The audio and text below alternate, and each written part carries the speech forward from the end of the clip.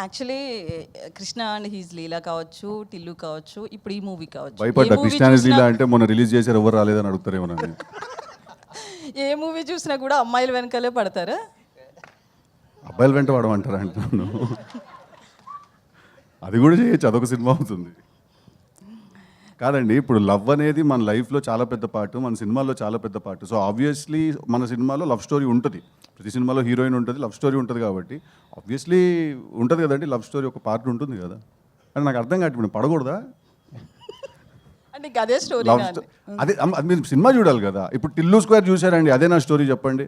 అది కూడా ఒక పార్ట్. సో లవ్ అనేది మన లైఫ్లో మేజర్ పార్ట్ కాబట్టి సినిమాల్లో కూడా మేజర్ పార్ట్. సో ఉంటుంది కదా లవ్ స్టోరీ.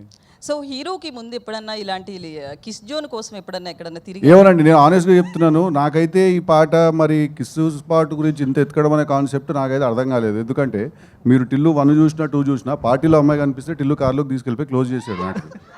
ఓకే, వాడు ఇంతసేపు వెతికాడని అయితే నేనైతే అనుకోవట్లేదు. నేను అది జాక్ వెతుకుతున్నాడు, టిల్లు వెతుకు. వీడు కొంచెం మంచోడులేండి, వీడు వాడంత దుర్మార్గుడు కాదు వీడు.